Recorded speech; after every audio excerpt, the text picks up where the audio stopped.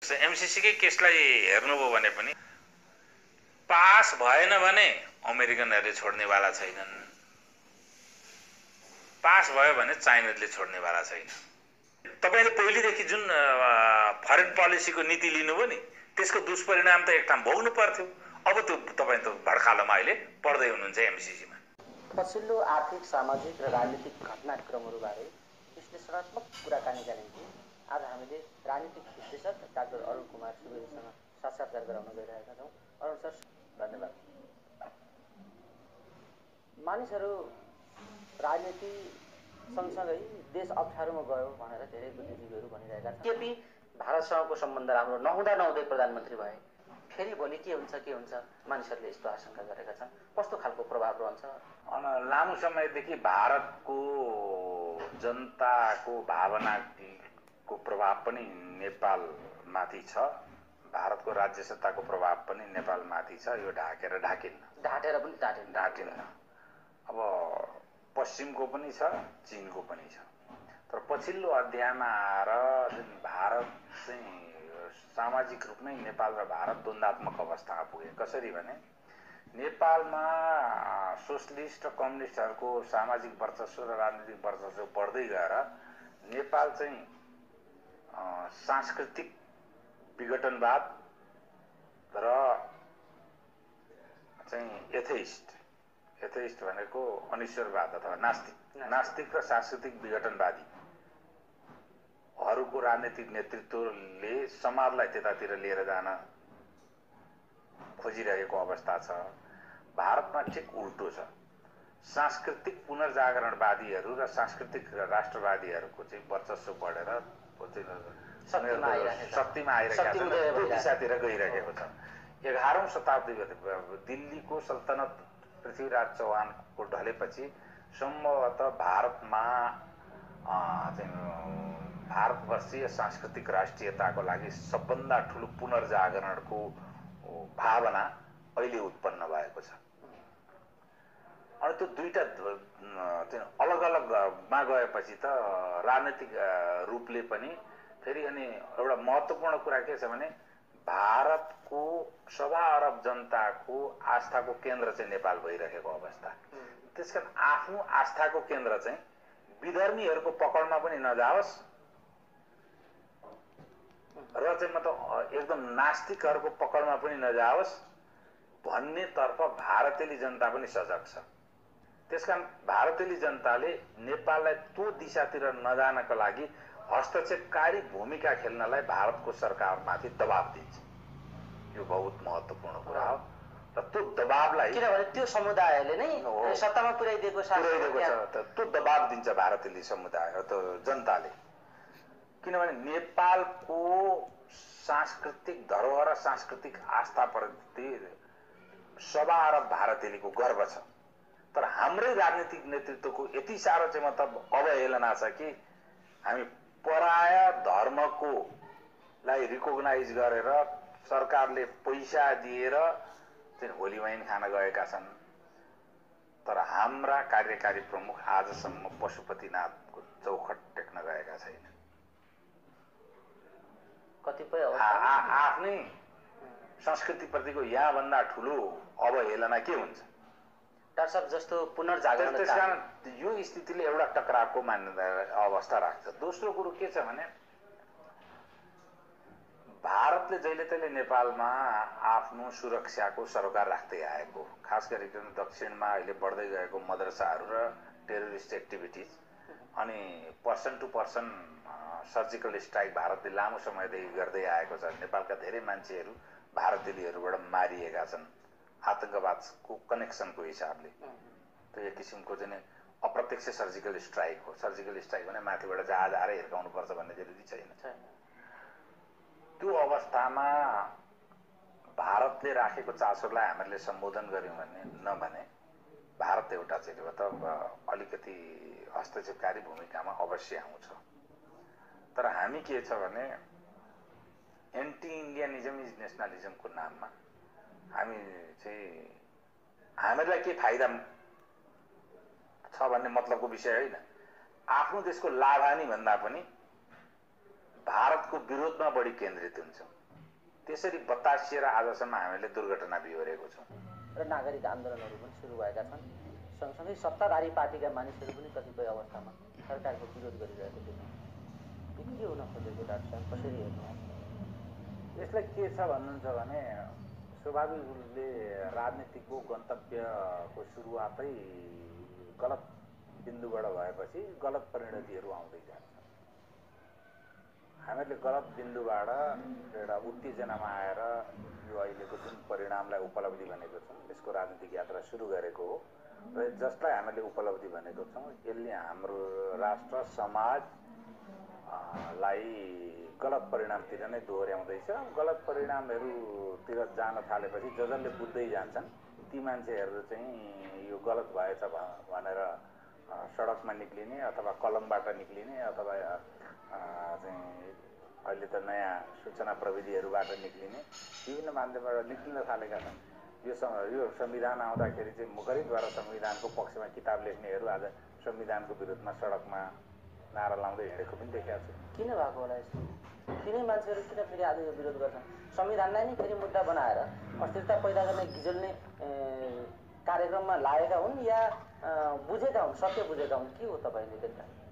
अरे सत्य बुझेकै हो। एउटा त द्वन्द्वको खेती गर्ने मान्छेहरूको कमी छैन। जहाँ नेपाल जस्तो भू राजनीतिक अवस्थिति भएको देशमा चाहिँ आफ्नो स्वार्थ सिद्धिका लागि अन्तर्राष्ट्रिय शक्ति केन्द्रहरूले खेल्छन्। त्यसलाई खेल्न नदिने र आफ्नो राष्ट्रिय स्वार्थ, राष्ट्रिय पहिचान र राष्ट्रिय स्वाभिमान बमोजिम प्रयोग गर्ने काम भनेको राजनीतिक नेतृत्वको। त्यसमा लगभग 60-61 सालदेखि पछाडि हामीहरू सबै राजनीतिक शक्तिहरू, राष्ट्र संस्था लगायतका राजनीतिक शक्तिहरू त्यो कुरामा विफल भए। त्यसको परिणाम हामीहरू भोग्दैछौँ। यो त परिणाम हो, कारण होइन। अब विकल्प भनेको नागरिक सरकार हो भन्ने सडकमा नागरिक आन्दोलन पनि छ। यो समग्र अवस्था अब यो चरणबाट अगाडि बढ्नलाई हो कि दुर्घटनातर्फ जानलाई हो? नेपाल एउटा दुर्घटनामा त पुग्नु नै छ। त्यो कुन माध्यमले पुग्छ भन्ने मात्रै हो। अन्तिम दुर्घटना भनेको यो संवैधानिक परिस्थिति र यो राजनैतिक प्रणाली बरकरार रहेर यसैलाई प्रतिष्ठाको विषय बनाएर अग्रगमनको नाममा हामीहरू निरन्तर हिँड्न थाल्यौँ भने यसको अन्तिम दुर्घटना भनेको देश विभाजन हो। मैले साह्रै धेरैचोटि भनेको छु। तपाईँले त्यही कुरा बोल्न लगाई गर्नुहुन्छ। तपाईँको टेलिभिजनको बाध्यता पनि होला है। अब यो नयाँ विषय नै होइन। तपाईँले जे सोध्दै हुनुहुन्छ नयाँ विषय होइन। यसको बारेमा मैले साह्रै प्रशस्त बोलिसकेको छु। बोल्नु भएको छ। तैपनि फेरि पनि नयाँ नयाँ तरिकाले त्यही कुराको निरन्तरताका निम्ति क्रमहरू भइराखेका छन् भन्ने कोणबाट मैले भइरहन्छ। तपाईँलाई के छ भने एउटा रोग लाग्यो भने एउटा एन्टिबायोटिकले काम गरेन भने एन्टिबायोटिक फेर्नुपर्छ। त्यही प्रक्रियाबाट नयाँ नयाँ किसिमबाट आइरहन्छ। देश रोगग्रस्त छ। यतिको बुझेर बुद्धिजीवीहरूले तपाईँहरूले यति क्लियरली प्रश्न भनिदिइरहँदाखेरि पनि त्यो कुरालाई ब्रेक गरेर अगाडि बढ्ने खालको कुनै प्रक्रिया त फेरि छैन, देखिँदैन। समाज यो के छ भने डेमोक्रेटिक सोसाइटीमा सम्पूर्ण परिवर्तनका भाग भनेको राजनीतिक शक्ति नै हो। नागरिक समाज भन्छन्। म त्यसको हिस्सा कहिले पनि खासै भएको छैन। उहाँहरूले नागरिक समाजको नाममा चिने जानेका साथीहरूसितको व्यक्तिगत सम्बन्धको कारणले कहीँ आएर बोल्दिए भन्दा मैले बोलिदिने कुरा हो। आफूलाई लागेको विषयवस्तु यो भनेको चाहिँ के हो भने यो अप्रत्यक्ष कुरा हो र यो वैधानिक रूपले रिकग्नाइज गर्न नसक्ने समूह हो नागरिक समाज भनेको। त्यसकारण कुनै पनि डेमोक्रेटिक सोसाइटीमा परिवर्तनको माध्यम भने राजनीतिक शक्ति हो। राजनीतिक शक्तिको नेतृत्व र नीति दुईटै परिवर्तन हुनुपर्ने बाध्यात्मक स्थिति हुन्छ।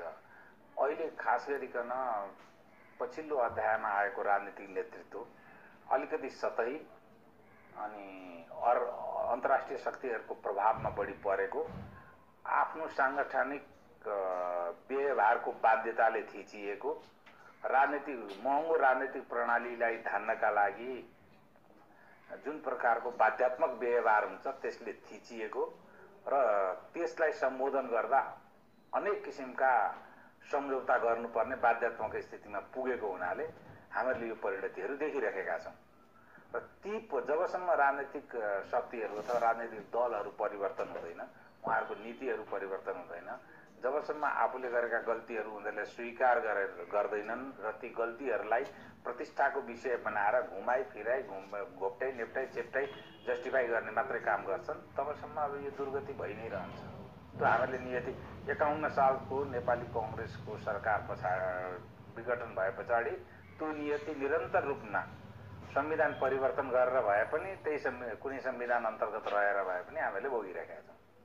वास्तवमा यो अस्थिरता, यो अराजकता अर्थात् नेपालको विकासको यो अप्ठ्यारो, नेपाली जनताको दुर्दशा यो कति कालखण्डसम्म रहन्छ तपाईँलाई के लाग्छ? त्यस्तो म ज्योतिषी होइन, हेर्नुहोस्, अनुमान हुन्छ। राजनीतिको युनिभर्सिटीको होस्टेलबाट कुनै एउटा योग्य नेता निक्लिन पनि सक्छ। नेपालले नै मात्रै भावीले नेपाल देश भन्नेलाई मात्रै भावीले त्यस्तो लेखेर पनि पठाएको छैन होला।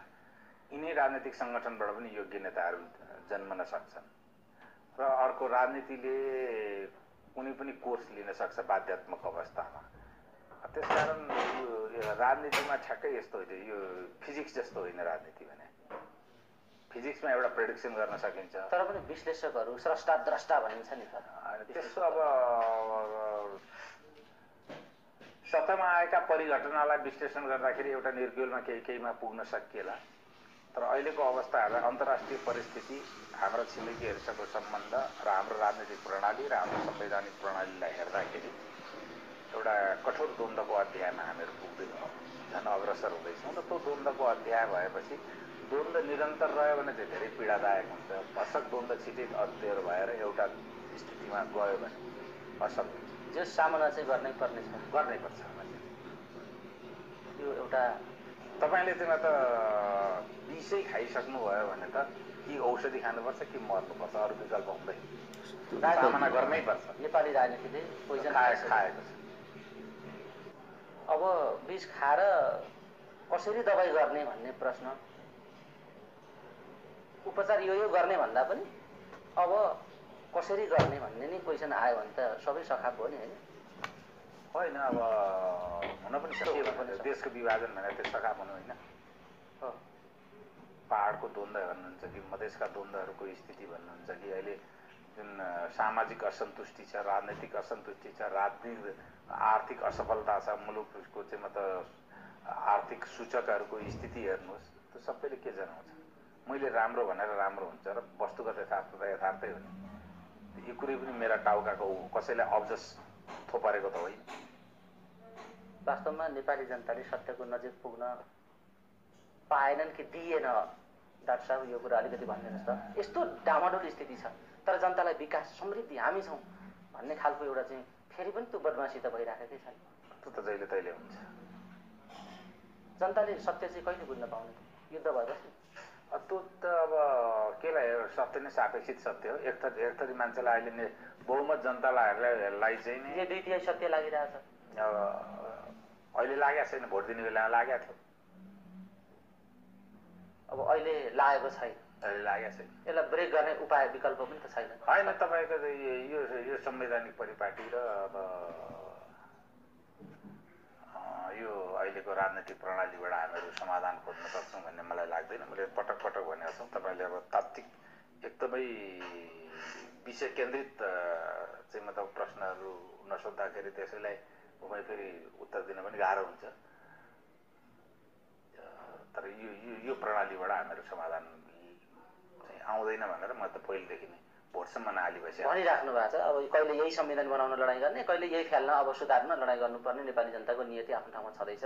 यो भोलि भोग्नु के पर्छ तपाईँलाई आएको छ कसरी हेर्नुहोस् न। तपाईँ मुख्य राजनैतिक शक्तिहरू पार्टीहरूको घोषणा पत्रमा नलेखिकन त्यहाँ नलेखिएका विषयवस्तुलाई संविधानको मूल विशेषता बनाइयो र त्यसलाई व्हिप लगाएर पास गराइयो भनेपछि योभन्दा ठुलो फरेब जालझेल केही हुन्छ?